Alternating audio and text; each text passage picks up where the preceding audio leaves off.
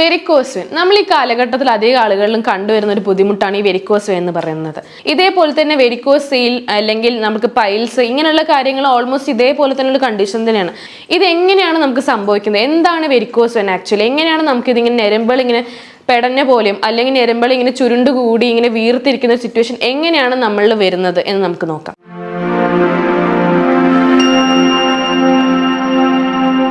Hi, ഞാൻ doctor Ashitha. Varicose vein നമ്മൾ ഈ കാലഘട്ടത്തിൽ അധികം ആളുകളിലും കണ്ടുവരുന്ന ഒരു ബുദ്ധിമുട്ടാണ് ഈ വെരിക്കോസ് വെയിൻ എന്ന് പറയുന്നത്.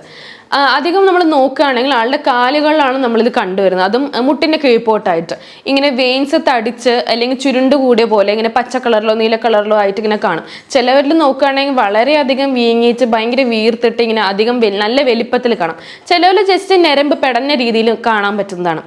ഇങ്ങനെയാണെന്ന സമയത്ത് ചിലവരിത് വളരെ ലാഘവത്തോടെ എടുക്കുന്നു, ബാക്കി ചിലരിത് ഭയങ്കര ഭയത്തോടെയാണ് കാണുന്നത്. ഇതിൻ്റെ കൂടെ തന്നെ ഇപ്പം നമുക്ക് ഡയബറ്റിസ് ഷുഗർ എല്ലാം ഉള്ള പേഷ്യൻസ് ആണെങ്കിൽ അവർക്ക് ഈ ഒരു വെരിക്കോസ് വെയിൻ ജസ്റ്റ് ഇങ്ങനെ പൊട്ടോ എന്തെങ്കിലും ഈ വെയിന് പൊട്ടോ എന്തെങ്കിലും ചെയ്തിട്ടുണ്ടെങ്കിൽ അത് പിന്നെ വേറൊരു വളരെയധികം ബുദ്ധിമുട്ടായ രീതിയിലേക്ക് മാറുകയാണ് ചെയ്യുന്നത്.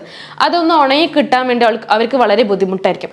അങ്ങനെയുള്ള പേഷ്യൻസും അവർ വളരെ ഭയത്തോടെ കാണുന്ന ഒരു സംഭവമാണ് ഈ വെരിക്കോസ് വെയിൻ എന്ന് പറയുന്നത്. ഇത് എങ്ങനെയാണ് നമുക്ക് സംഭവിക്കുന്നത്? എന്താണ് വെരിക്കോസ് വെയിൻ ആക്ച്വലി? എങ്ങനെയാണ് നമുക്ക് ഇതിങ്ങനെ ഞരമ്പുകൾ ഇങ്ങനെ പെടഞ്ഞ പോലെയും അല്ലെങ്കിൽ ഞരമ്പുകൾ ഇങ്ങനെ ചുരുണ്ടുകൂടി ഇങ്ങനെ വീർത്തിരിക്കുന്ന സിറ്റുവേഷൻ എങ്ങനെയാണ് നമ്മളിൽ വരുന്നത് എന്ന് നമുക്ക് നോക്കാം. നമ്മൾ നോർമലി വെരിക്കോസ് വെയിൻ എങ്ങനെയാണ് എന്താണെന്ന് നോക്കുന്ന സമയത്ത് നമ്മളെ വെയിൻസ് തടിച്ചുകൂടുക അല്ലെങ്കിൽ വീങ്ങുക എന്നുള്ളതാണ്.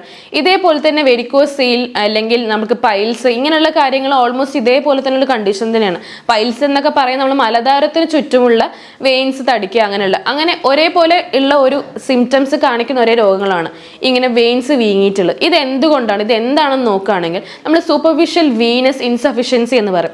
ഇതുകൊണ്ട് നമ്മൾ എന്താ ഉദ്ദേശിക്കുന്നത് വെച്ചാൽ നമ്മൾ നോർമലി വെയിൻസിൽ കാണുന്ന ബ്ലഡ് എന്ന് പറയുമ്പോൾ നമ്മൾ അശുദ്ധ രക്തമാണ് കാണുന്നത്. നോർമലി നമ്മുടെ ബോഡിയിൽ ഓക്സിജനേറ്റഡ് ബ്ലഡും ഡീ ഓക്സിജനേറ്റഡ് ബ്ലഡും ഇങ്ങനെ രണ്ട് തരമായിട്ട് കാണുന്നുണ്ട്. ഈ ഓക്സിജനേറ്റഡ് ബ്ലഡ് വന്നിട്ട് നമ്മൾ ഹാർട്ടിൽ നിന്ന് ട്രാൻസ്പോർട്ട് ചെയ്തിട്ട് നമ്മൾ പല ഓർഗൻസിൻ്റെയും യൂസിന് വേണ്ടി കൊടുക്കുന്നുണ്ട്. ഈ യൂസ് എല്ലാം കഴിഞ്ഞതിന് ശേഷം ആവശ്യമില്ലാത്ത കാര്യം നമ്മൾ ഡിസ്പോസ് ചെയ്യണം. അങ്ങനെ ഡിസ്പോസ് ചെയ്യാൻ വേണ്ടി നമ്മൾ ഡീ ഓക്സിജനേറ്റഡ് ബ്ലഡ് അശുദ്ധമായ ഈ രക്തം നമ്മൾ വെയിൻസിലൂടെ തിരിച്ച് നമ്മളെ ഹാർട്ടിലേക്ക് എത്തണം. ഈ ഒരു പ്രോസസ്സ് നടക്കാണ്ടാകുമ്പോൾ അതിങ്ങനെ കെട്ടിക്കിടക്കണം. അശുദ്ധ രക്തം നമ്മൾ വെയിൻസിൽ അടിഞ്ഞു കൂടുമ്പോഴാണ് ഇങ്ങനെ ഒരു വെയിൻസ് തടിക്കുന്നതും അല്ലെങ്കിൽ ചുരുണ്ടുകൂടി നമ്മൾ കാലുകളിലാണ് നമ്മൾ കൂടുതൽ ഇത് കാണുന്നത്. ഇത് ഒന്നില്ലെങ്കിൽ നമ്മളുടെ ഈ വെസൽസിൻ്റെ ഇലാസ്റ്റിസിറ്റി ലോസ് ആവുന്നത് കൊണ്ടോ അല്ലെങ്കിൽ വാൾസ് മര്യാദയ്ക്ക് പ്രോപ്പറായിട്ട് ഫങ്ഷൻ ചെയ്യാത്തത് കൊണ്ടോ തിരിച്ച് ഇതങ്ങോട്ട് ഹാർട്ടിലേക്ക് എത്താൻ പറ്റാത്തൊരു സിറ്റുവേഷനാണ് നമ്മൾ കാണുന്നത്. ഇത് മെയിൻലി നമ്മൾ കാണുന്നത് നമ്മളെ വെയിൻസ് വന്നിട്ട് ഈ എലാസ്റ്റിസിറ്റി ലോസ് ആവുന്ന സമയത്ത് അത് ഡൈലേറ്റ് ചെയ്യാൻ പറ്റാണ്ട് ബ്ലഡ് പ്രോപ്പറായിട്ട് ട്രാൻസ്പോർട്ട് ചെയ്യാൻ പറ്റാണ്ട് സിറ്റുവേഷൻ വരുമ്പോഴാണ് കൂടുതലും കാണുന്നത്. നമ്മൾ നോർമലി നോക്കുമ്പോൾ കാണാറുണ്ട് ഒരു ഹൈ പ്രപ്പോർഷൻ ലോ പ്രപ്പോർഷനിലേക്കാണ് കൂടുതലുള്ള സ്ഥലത്ത് നിന്ന് താഴത്തോട്ടാണ് ഒഴുകുക, മേലെ നിന്ന് താഴത്തോട്ട്. അപ്പം നമ്മൾ കാലിൽ നിന്ന് മേലോട്ട് പോകാൻ വേണ്ടിയിട്ട് ആ പ്രോപ്പർ ഒരു ഫംഗ്ഷനിങ് ഇല്ലെങ്കിൽ ഇത് പോകാൻ വേണ്ടി വളരെ ബുദ്ധിമുട്ടുള്ളൊരു കാര്യമാണ്. അപ്പോൾ നമ്മൾ നോർമലി നമുക്ക് നോക്കുകയാണെങ്കിൽ നമ്മൾ ഫസ്റ്റ് നമ്മൾ ഈ കാലുകൾ ഒരു ബ്ലോക്കായിട്ട് നമുക്ക് അല്ലെങ്കിൽ തടിച്ചു കൂടുമ്പോൾ ഇങ്ങനെ ബ്ലഡ് ഇങ്ങനെ കട്ടകളായിട്ട് അല്ലെങ്കിൽ ബ്ലഡ് ക്ലോട്ട്സ് എന്ന രീതിയിൽ നമ്മൾ ബ്ലഡ് വെസൽസ് കാണുന്നുണ്ട്. ഈ സമയത്ത് നമ്മൾ ഒരു കാര്യം കൂടി ശ്രദ്ധിക്കണം. നമ്മൾ ഇതിൽ ഡീപ്പ് വെയിൻ ത്രോംബോസിസ് എന്ന് പറയും. നമ്മൾ ഈ കാലിൽ ഇങ്ങനെ ബ്ലഡ് ക്ലോട്ട്സ് ഇങ്ങനെ തടിച്ച വെയിൻ കാണുന്ന സമയത്ത് ബ്ലഡ് ക്ലോട്ട്സ് അതിനകത്തായിട്ട് ബ്ലോക്ക് ആവായിരിക്കും. അപ്പോൾ ഇതേപോലെ ഇങ്ങനെ ബ്ലഡിൻ്റെ ക്ലോട്ടുകൾ രക്തക്കട്ടകൾ നമ്മൾ വേറെ എവിടെയെങ്കിലും നമ്മൾ അവയവങ്ങളിൽ വന്നിട്ട് നമുക്ക് ബ്ലോക്ക് എന്തെങ്കിലും ഉണ്ടോ എന്നുള്ളതും കൂടി നമ്മൾ ശ്രദ്ധിക്കേണ്ട ഒരു കാര്യമാണ്. നമ്മളിപ്പോൾ നമ്മളെ ശ്വാസകോശത്തിൽ റെസ്പിറേറ്ററി സിസ്റ്റത്തിലാണ് ഇത് കാണുന്നതെന്ന് വെച്ചാൽ നമ്മളത് പൾമിനറി എംബോളിസം എന്ന് പറഞ്ഞു വരുന്നു. ഇതേപോലെ നമ്മൾ ബ്രെയിനിലാണ് നമ്മൾ കാണുന്നത് വെച്ചാൽ നമ്മൾ സെറിബ്രൽ എംബോളിസം എന്ന് പറയും. ഇപ്പോൾ നമ്മളെ ഹാർട്ടിലാണെങ്കിലും നമുക്കിത് മയോകാർഡ് ഇൻഫെക്ഷൻ അല്ലെ ഹാർട്ട് അറ്റാക്ക് ഇങ്ങനെ പല കണ്ടീഷൻസിലേക്ക് ഇത് നമ്മൾ എത്തിക്കുന്നുണ്ട്. ഇത് നമുക്ക് കണ്ടുപിടിക്കാൻ വേണ്ടിയിട്ട് നമുക്ക് അൾട്രാസൗണ്ട്സ് അവൈലബിൾ ആണ്. ഈസി ആയിട്ട് ഡയഗ്നോസ് ചെയ്യാൻ വേണ്ടിയിട്ട് കളർ ഡോപ്ലർ സ്കാൻ എന്ന് പറഞ്ഞാൽ അൾട്രാസൗണ്ട് ഒക്കെ അവൈലബിൾ ആണ്. ഇങ്ങനെ വേറെ ഏതെങ്കിലും അവയവങ്ങളിൽ കൂടെ നമുക്ക് ഇങ്ങനെ ബ്ലോക്സ് ഉണ്ടോ ഇങ്ങനെ ബുദ്ധിമുട്ടുകളുണ്ടോ എന്ന് കണ്ടുപിടിക്കാം. ഇത് നമ്മൾ ചെയ്താണ് നമുക്ക് കാലിങ്ങനെ വളരെയധികം കട്ടി കൂടിയ കണ്ടീഷനിലൊക്കെ നമ്മൾ കാണുന്ന സമയത്ത് നമുക്ക് ഇതുകൂടെ ഒന്ന് നമ്മൾ നോക്കുന്നത് വളരെയധികം നല്ലതായിരിക്കും. അങ്ങനെ നോക്കിയിട്ട് അങ്ങനെയൊന്നും ഇല്ല, കാലിൽ മാത്രമാണ് കാണുന്നത് വെച്ചാൽ നമുക്കിത് ഈസി ആയിട്ട് മാറ്റാം, അധികം ടെൻഷൻ എടുക്കേണ്ട ആവശ്യമില്ല. അങ്ങനെ നമ്മൾ നോക്കുന്ന സമയത്ത് നമ്മൾ ഇതിൻ്റെ കൂടെ തന്നെ നമുക്ക് വേറെ എന്തെങ്കിലും രോഗങ്ങളുണ്ട്, ഞാൻ ഓൾറെഡി പറഞ്ഞ പോലെ ഷുഗർ ഉള്ള പേഷ്യൻസ് ആണോ എന്നും കൂടി ശ്രദ്ധിക്കണം. അതേപോലെ തന്നെ നമുക്ക് ഇതിൻ്റെ കൂടെ വേറെ വല്ല അലർജീസോ കാര്യങ്ങളോ അങ്ങനെ എന്തുണ്ടെന്ന് നോക്കണം. അങ്ങനെ ഉണ്ടാകുന്ന സമയത്ത് പേഷ്യൻസ് നമ്മൾ കൂടുതലായിട്ട് ഇതിൻ്റെ നോർമലി ഇങ്ങനെ ഒരു വെരിക്കോസ് വെയിൻ വരുന്ന സമയത്ത് എല്ലാവരും ഭയങ്കര കാലുവേദനയാണ് എന്ന് പറയും. അപ്പോൾ ആൾക്കാർ പറയും ഞാൻ അധികമായി നിന്നുകൊണ്ട് പണിയെടുക്കുന്നതുകൊണ്ടുള്ള ഒരാളാണ്, അതുകൊണ്ടാണ് എനിക്ക് ഇങ്ങനെ വെയിൻസ് ഇങ്ങനെ വളരെ ബുദ്ധിമുട്ടായിട്ട് വരുന്നത്. പക്ഷേ നമ്മൾ നോക്കുകയാണ് ഇരിക്കുന്ന ആളുകൾ ഇത് കാണുന്നുണ്ട്. അപ്പോൾ ഇതേപോലെ അലർജിയും കാര്യങ്ങളുള്ള ആൾക്കാർ നമുക്ക് വളരെ ഇച്ചിങ്ങും അതിന് കൂടെ തന്നെ അനുഭവപ്പെടും. ഇങ്ങനെ ചൊറിഞ്ഞിട്ട് ഇനി വെയിൻസ് പൊട്ടാനുള്ള സാധ്യതകളുണ്ട്. അപ്പോൾ നമ്മൾ ഇതിൻ്റെ കൂടെ തന്നെ ഇങ്ങനെ വേറെ എന്തെങ്കിലും ബുദ്ധിമുട്ടുകളുണ്ടോ എന്ന് നമ്മൾ ഇതിന് കൂടെ ശ്രദ്ധിക്കണം. ഇങ്ങനെ നമുക്കിത് കാലിൽ മാത്രമാണ്, വേറെ എവിടെയും ബുദ്ധിമുട്ടില്ല എന്ന് നമ്മൾ കണ്ടിട്ടുണ്ടെങ്കിൽ, നമുക്ക് വേറെ അലർജീസോ കാര്യങ്ങളോ വേറെ ഒന്നും ഇല്ലാത്ത ഒരാൾക്കാരാണെങ്കിൽ നമുക്ക് ഈസി ആയിട്ട് വീട്ടിലിരുന്നുകൊണ്ട് തന്നെ ചെറിയ രീതിയിൽ എക്സസൈസ് ചെയ്തിട്ട് തന്നെ ഇത് മാറ്റാവുന്നതേ ഉള്ളൂ. അങ്ങനെ നോക്കുകയാണെങ്കിൽ നമ്മൾ കാല് ഉയരത്തിലേക്ക് വെക്കണം. നിൽക്കുന്ന ആൾക്കാരാണെങ്കിൽ കാല് വരുമ്പോൾ അവർ തന്നെ പറയും ഞാൻ കാല് ഉയരത്തിലേക്ക് വെക്കാറുണ്ട് ഡെയിലി. അപ്പോൾ നമ്മൾ എങ്ങനെയാണ് നിങ്ങൾ ഉയരത്തിലേക്ക്, എന്താണ് നിങ്ങൾ എവിടെയാണ് വെക്കാറെന്ന് ചോദിക്കുന്ന സമയത്ത് അവർ പറയും ഞാൻ ഒരു സ്റ്റൂളിലേക്ക് കയറ്റി, അല്ലെങ്കിൽ ഇരിക്കുന്ന കസേരയിൽ നിന്ന് വേറൊരു കസേരയിലേക്ക് തന്നെ കാല് വെക്കാറുണ്ടെന്ന്. അത് ശരിക്കും ഒരു എന്താ പറയുക, ഒരു ശാശ്വതമായ കാര്യമാണോ? നമ്മൾ ഇരുന്നിട്ട് വേറൊരു ചെയറിലേക്ക് തന്നെ നമ്മൾ കാല് വെക്കുന്ന, ഉയരത്തിലേക്ക് വെക്കുക എന്ന് പറഞ്ഞാൽ അതാണോ നമ്മൾ ഉദ്ദേശിക്കുന്നത്? ഞാൻ ഓൾറെഡി നിങ്ങളോട് പറഞ്ഞു, നമുക്കൊരു ഫ്ലോ എന്ന് കിട്ടുന്ന സമയത്ത് ഉയരത്തിൽ നിന്നും താഴ്ചയിലേക്കാണ് ഒരു ഫ്ലോ ഉണ്ടാവുക എന്നുള്ളത്. അതുകൊണ്ടിരിക്കും കാലിൽ നമ്മളിത് കൂടുതൽ കണ്ടുവരുന്നത്. അങ്ങനെയാവുന്ന സമയത്ത് നമ്മൾ ഉയരത്തിലേക്ക് വെക്കുന്ന സമയത്ത് ഞാൻ തിരിച്ച് പറഞ്ഞു, ഓൾറെഡി ഞാൻ നിങ്ങളോട് പറഞ്ഞു, നമ്മളെ കാലിൽ നിന്ന് അശുദ്ധ രക്തം നമ്മളെ ഹാർട്ടിലേക്ക് എത്താനുള്ളൊരു ബ്ലോക്കേജ് കാരണമാണ് മെയിനായിട്ട് വെരിക്കോസ് വെയിൻ വരുന്നതെന്ന്. പിന്നെ അതിൻ്റെ എലാസ്റ്റിസിറ്റി പോകുന്നതുകൊണ്ടാണ്, ആ ഒരു പാസേജ് നടക്കാത്തതുകൊണ്ടാണ്.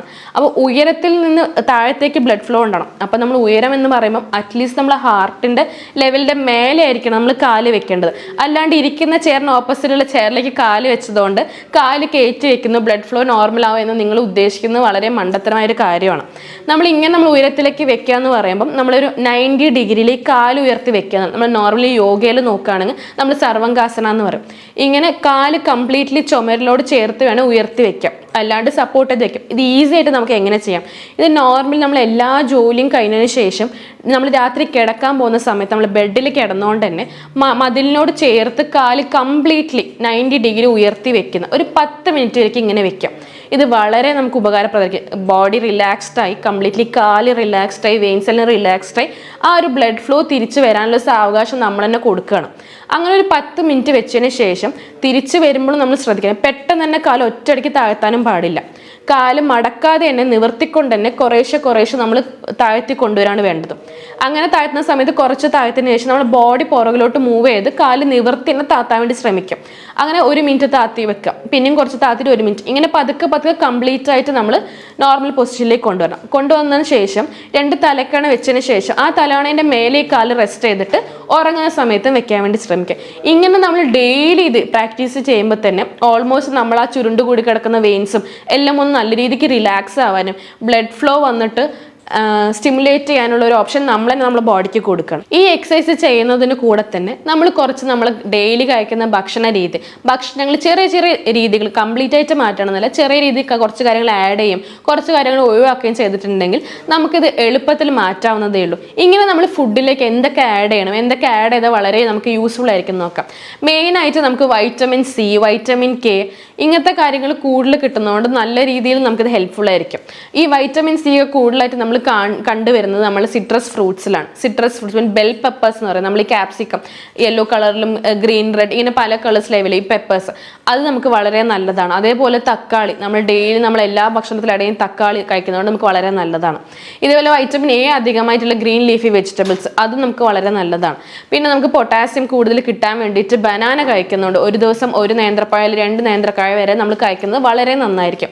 ഇതേപോലെ തന്നെ നമുക്ക് വൈറ്റമിൻ കെ ഇതിന് വളരെ ഹെൽപ്ഫുൾ ആയിരിക്കും. വൈറ്റമിൻ കെ നമുക്ക് നോർമലി നമ്മൾ എല്ലാ ഫുഡിലും ചേർത്തുകൊണ്ടിരിക്കുന്ന ഓണിയനിൽ തന്നെ നമുക്ക് ഈസി ആയിട്ട് അവൈലബിൾ ആയി കിട്ടുന്നതാണ്. അതേപോലെ തന്നെ നമ്മൾ ഉലുവ വീട്ടിൽ തന്നെ ഉലുവയിൽ നല്ല രീതിയിൽ വൈറ്റമിൻ കെ ഉണ്ട്. അതേപോലെ തന്നെ ബ്രൊക്കോളി ഇങ്ങനെ കുറേ വെജിറ്റബിൾസിലൊക്കെ നമുക്ക് വൈറ്റമിൻ കെ അവൈലബിൾ ആണ്. ഇതിൻ്റെ കൂടെ തന്നെ നമ്മൾ ഒമേഗ 3 ഫാറ്റി ആസിഡ്സ് നമുക്ക് ഈ ഒരു കാര്യത്തിന് വളരെ യൂസ്ഫുൾ ആണ്. ഒമേഗ 3 ഫാറ്റി ആസിഡ്സ് നമ്മൾ നോർമലി നോക്കുകയാണെങ്കിൽ ഒമേഗ 3 എന്ന് പറയുന്നത് നമ്മൾ നോർമലുള്ള സാധാരണ മീനുകളിൽ തന്നെ മത്സ്യങ്ങളിൽ തന്നെ നമുക്ക് കണ്ട്, അതിനുവേണ്ടി വലിയ മീനുകൾ നോർമൽ അയില, മത്തി ഇങ്ങനത്തെ കാര്യങ്ങളിലൊക്കെ ഒമേഗ 3ന്റെ പ്രസൻസ് വളരെ അധികം ഉണ്ട്. അപ്പോൾ ഇത് ഡെയിലി നമ്മൾ കഴിക്കുന്നതിലൂടെ തന്നെ നമുക്ക് ഒമേഗ 3 ഈസി ആയിട്ട് കിട്ടുന്നതാണ്. ഇതേപോലെ തന്നെ നട്ട്സ്, സീഡ്സ് ഇങ്ങനത്തെ കാഷ്യൂ നട്ട്സ്, ആൽമണ്ട്സ്, അതേപോലെ പംകിൻ സീഡ്സ് ഇങ്ങനെ കുറേ കാര്യങ്ങളിലൂടെ നമ്മുടെ ഡയറ്റിലൂടെ നമ്മൾ ചേർക്കാൻ വേണ്ടി ശ്രമിക്കുക. ഇതിൻ്റെ കൂടെ തന്നെ നമ്മൾ ഈ ഷുഗർ കഴിക്കുന്നതും സോൾട്ട് കഴിക്കുന്നതും ഇങ്ങനത്തെ കാര്യങ്ങൾ, കുറച്ച് processed foods, junk foods, packed foods ഇങ്ങനത്തെ കാര്യങ്ങൾ കഴിക്കുന്നതും കുറച്ച് നല്ല രീതിയിൽ കുറയ്ക്കുക. കംപ്ലീറ്റ് ആയിട്ട് നിർത്തുന്നത് തന്നെ വളരെ നല്ലതാണ്. ഈ പറഞ്ഞ കാര്യങ്ങൾക്ക് നമ്മൾ ഡെയിലി ഡയറ്റിൽ നമ്മൾ ആഡ് ചെയ്ത് കഴിക്കാൻ ശ്രമിക്കുകയാണെങ്കിൽ നമുക്ക് വെരിക്കോസിന് ഈസി ആയിട്ട് വീട്ടിൽ തന്നെ മാറ്റാവുന്നതേ ഉള്ളൂ. ഇതിൻ്റെ പുറമേ വേണമെങ്കിൽ നമുക്ക് പെട്ടെന്ന് കുറച്ച് ഈസി ആയിട്ട് അവൈലബിൾ വൈറ്റമിൻ സി ടാബ്ലറ്റ്സ് എടുക്കാവുന്നതാണ്. അതിൻ്റെ ഒമേഗ 3 സപ്ലിമെന്റ്സ്, അതും ഓയിൽ, ആ സപ്ലിമെന്റ്സ് നമുക്ക് ഈസി ആയിട്ട് അവൈലബിൾ ആണ്. ഇങ്ങനെ കുറച്ച് സപ്ലിമെന്റ്സ് വേണമെങ്കിൽ നമുക്ക് നമ്മൾ കൂടെ ഡെയിലി എടുക്കാവുന്നതാണ്. ഇതിനെ കൂടെ ബാക്കി ചിലവരെ നമ്മൾ എന്തൊക്കെ കഴിച്ചിട്ടും ഒന്നും ആവുന്നില്ലല്ലോ പറഞ്ഞ് ചില ട്രീറ്റ്മെന്റ്സിന്റെ പിന്നാലെ പോകുന്നുണ്ട്. ബ്ലഡ് ലെറ്റിംഗ് എന്ന് പറഞ്ഞ് ചെയ്യും. പക്ഷേ ഈ ബ്ലഡ് ലെറ്റിംഗ് ഒക്കെ ചെയ്യുന്ന സമയത്ത് അത് ചെയ്യുമ്പോൾ ആ നെരമ്പിന്റെ പെടച്ചിലും ആ ഒരു വീക്കം ഒക്കെ മാറുന്നുണ്ടെങ്കിലും പിന്നെ ആ ഒരു മുറിവ് നമുക്ക് ഉണങ്ങി കിട്ടാനും, ഇപ്പോൾ ഡയബറ്റിസ് ഒക്കെ ഉള്ള ആൾക്കാരാണെങ്കിൽ നമുക്ക് ആ ഒരു മുറിവ് ഉണങ്ങി കിട്ടാനും പിന്നെ ഇത് അതിൽ നിന്ന് വേറൊരു രീതിയിലേക്കുള്ള ബുദ്ധിമുട്ടുകളാണ് ഉണ്ടാവുന്നത്. അപ്പം ഞാൻ പറഞ്ഞ പോലെ ഈ ഒരു എക്സസൈസും അതേപോലെ തന്നെ ഫുഡിലുള്ള ഈ ചെറിയ ചെറിയ മാറ്റങ്ങളും ആഡ് ചെയ്ത് നിങ്ങൾ കഴിക്കുകയാണെങ്കിൽ നിങ്ങൾക്ക് വീട്ടിലിരുന്നുകൊണ്ട് തന്നെ എളുപ്പമായിട്ട് വെരിക്കോസ് വെയിൻ കംപ്ലീറ്റ്ലി മാറ്റാവുന്നതേ ഉള്ളൂ. ഞാൻ ഇത്രയും നേരം പറഞ്ഞ എല്ലാ കാര്യങ്ങളും നിങ്ങൾക്ക് ഹെൽപ്ഫുൾ ആയെന്ന് കരുതുന്നു. വീണ്ടും ഒരു ഹെൽത്ത് വീഡിയോ നമുക്ക് വീണ്ടും കാണാം. Thank you.